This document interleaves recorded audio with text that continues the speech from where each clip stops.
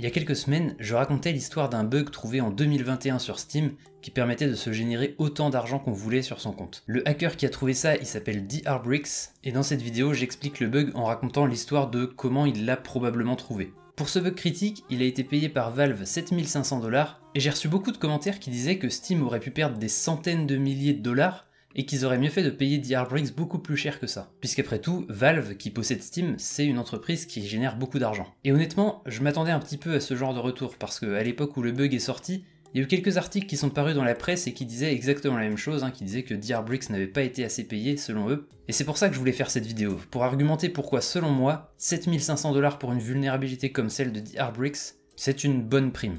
Déjà, il y a une question qu'on va forcément se poser, c'est comment est-ce qu'on peut déterminer combien va nous être payé un bug qu'on rapporte? Et au final, la réponse, elle est assez intuitive. Il faut essayer de déterminer l'impact de notre vulnérabilité, c'est-à-dire essayer de trouver ce que le bug permettrait de faire s'il était exploité par un hacker qui n'est pas un hacker éthique. Et ça, c'est aussi une partie importante du rôle du bug bounty hunter.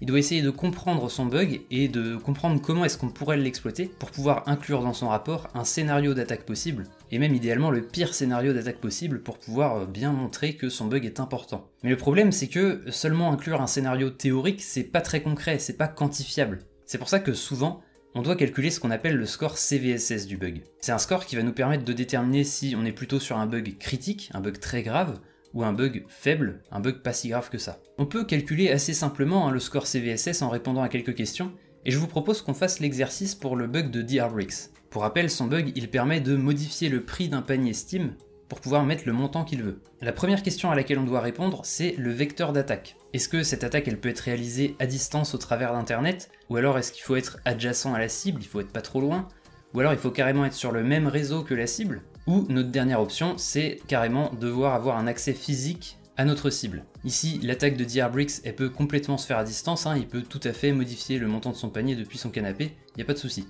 Donc on met network, ça veut dire qu'on peut exécuter cette attaque au travers d'internet. La deuxième question, c'est la complexité de l'attaque. Est-ce que c'est plutôt quelque chose qui est difficile à reproduire ou plutôt facile à reproduire? C'est assez subjectif comme critère au final, mais personnellement j'aime bien me poser ces deux questions-là. D'abord, est-ce que l'attaque fonctionne à tous les coups ou est-ce que c'est une fois sur 100, une fois sur 1000 que ça fonctionne? Si ça fonctionne vraiment trop rarement et que ça rend l'attaque difficilement exploitable, eh ben je vais mettre une complexité plutôt high, plutôt élevée. Dans le cadre de la vulnérabilité qu'on étudie, ça fonctionne vraiment à tous les coups. Donc je vais me poser la deuxième question qui est, est-ce que l'exploitation de ce bug nécessite d'avoir des connaissances poussées sur l'infrastructure de la cible? Waouh, qu'est-ce que ça veut dire cette question? Eh bah des fois quand vous faites du bug bounty, vous pouvez trouver des bugs uniquement parce que vous avez certaines connaissances sur l'infrastructure de la cible. Par exemple, vous connaissez l'adresse IP de la base de données, et ça c'est pas donné à tout le monde. On peut imaginer que vous connaissez cette information parce que vous avez déjà rapporté un bug à cette entreprise et que ce bug vous avait permis de faire fuiter certaines données internes, comme l'adresse IP de la base de données. Et bah si la nouvelle vulnérabilité que vous rapportez, elle nécessite de connaître l'adresse IP de la base de données,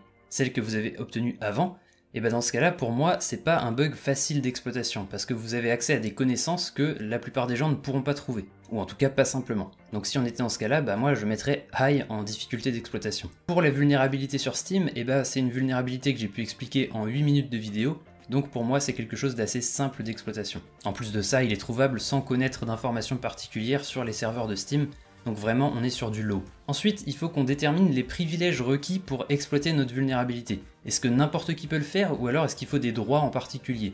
Ici, n'importe qui peut se créer un compte sur Steam et exploiter la vulnérabilité. Donc vraiment, il n'y a aucun privilège requis, c'est pour ça qu'ici on va cocher None. Est-ce qu'on a besoin de l'interaction d'un autre utilisateur? Bah non, pas du tout, ça dépend que de nous, l'exploitation de ce bug. Est-ce que ça nous permet de gagner en droits? Est-ce qu'on a plus de droits après avoir exploité la vulnérabilité? Est-ce qu'on a, je sais pas, accès à un nouveau serveur? Est-ce qu'on a des droits d'administration sur Steam? Absolument pas. On a juste quelques jeux en plus dans notre bibliothèque ou alors de l'argent sur notre compte. Donc notre scope ne change pas, on reste un utilisateur normal de Steam. Ensuite, la confidentialité. Est-ce que ça nous permet d'avoir des données confidentielles que Steam souhaiterait éviter qu'on obtienne? Bah non, on a juste les jeux moins chers, mais il n'y a pas de problème de confidentialité. Il nous reste deux dernières questions avant de connaître notre score CVSS, et ce sont les deux un petit peu plus compliqués pour notre cas. D'abord, on a l'intégrité. Est-ce que notre bug, il va modifier des données sur les serveurs de Steam, des données qui ne devraient pas être modifiées? Pour moi, oui, parce qu'on modifie quand même des données de paiement.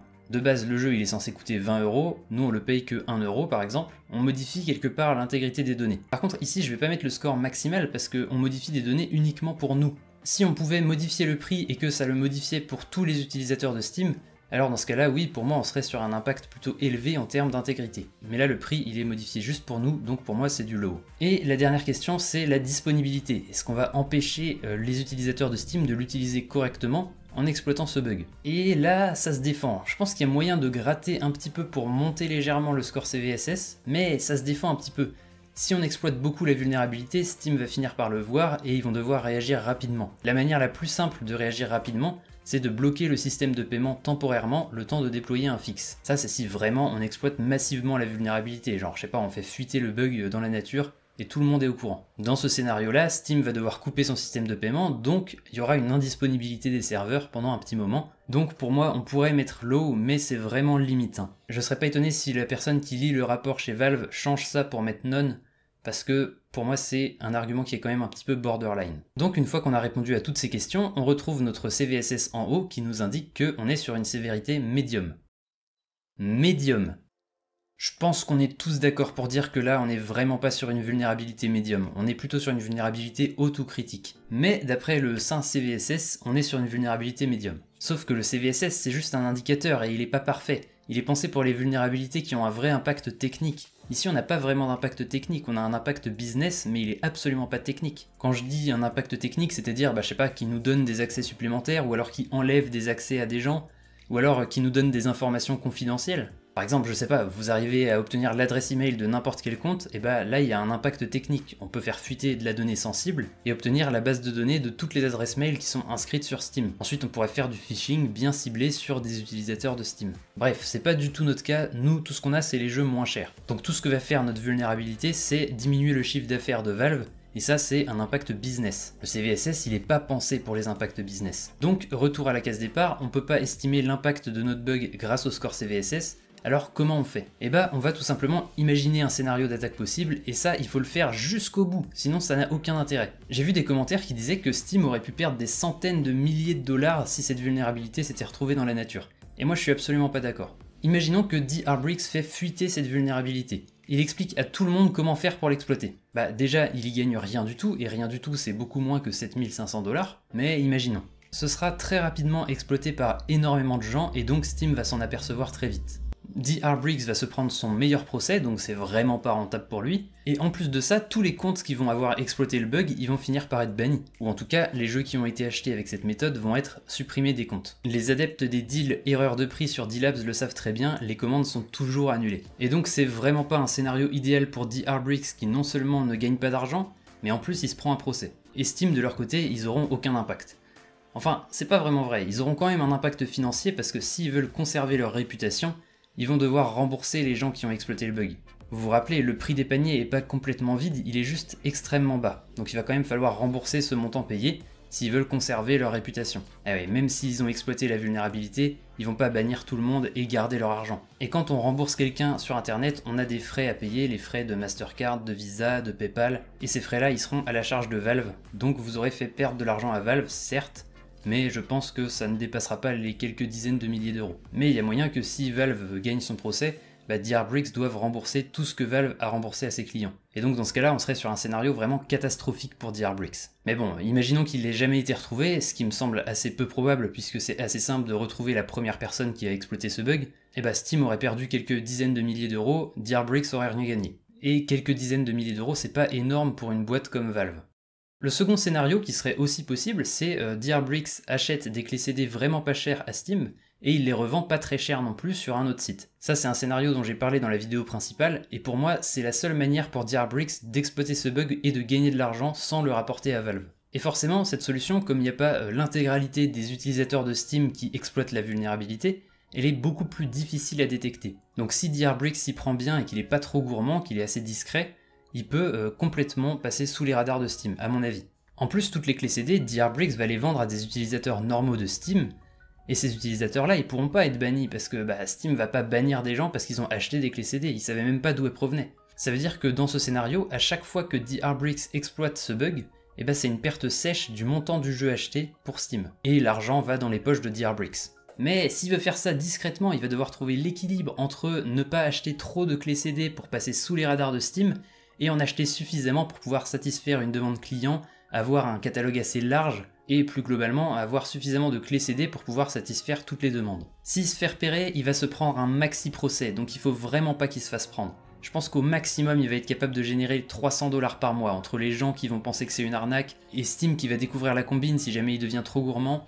300 $ par mois, ça me semble assez réaliste. Et avec cette somme-là qui tombe tous les mois, il mettra 2 ans à récupérer les 7500 $ qu'il a gagnés en rapportant le bug légalement à Steam. Au passage, même une fois ces 2 ans écoulés, il sera jamais à l'abri d'un contrôle fiscal où on lui demandera l'origine de l'argent. Ce sera compliqué de justifier ces 7500 $ auprès du fisc et donc il sera jamais tranquille en fait. En plus, en exploitant comme ça sur 2 ans, Steam perd 7500 $, donc c'est beaucoup moins que dans le scénario précédent. Mais DRBricks rembourse son bug. C'est kiff kiff. En plus de ça, ce scénario ne fonctionne que si la manière de faire des paiements sur Steam ne change pas pendant 2 ans. C'est énorme, 2 ans. Pour info, là on est en 2024 et le système de paiement de Steam n'a rien à voir avec celui qui est décrit par DRBricks. Peut-être que c'est grâce à lui, on saura jamais, mais c'est vivre dans le risque quand même. C'est pour ça qu'au final, 7500 $ pour une prime comme ça, c'est largement suffisant, c'est même une bonne prime. Le problème c'est que souvent quand on raconte un bug comme ça, on voit la manière de l'exploiter, mais on pense pas à la manière dont l'entreprise peut se défendre derrière aussi. Et si ça a moins d'importance pour les vulnérabilités techniques, pour les vulnérabilités business, c'est vraiment important. Et là, en l'occurrence, comme Steam, ils sont maîtres de leur environnement de A à Z, c'est pas décentralisé Steam, et bah ils ont juste à bannir les comptes ou à supprimer les jeux qui ont été volés, et puis c'est fini quoi. Donc non, Steam ne perdrait pas des centaines de milliers de dollars si ce bug était exploité, et non, ce bug ne vaut pas 100 000 $ de bounty. 7500 $ c'est une prime juste, et d'ailleurs DRBricks le sait puisqu'il a l'air très content de ce qu'il a reçu. Si jamais vous êtes intéressé par la cybersécurité et le hacking, je peux vous conseiller cette vidéo dans laquelle je pirate un clavier sans fil pour pouvoir prendre le contrôle d'un ordinateur à distance. Je vous laisse cliquer et on se retrouve tout de suite.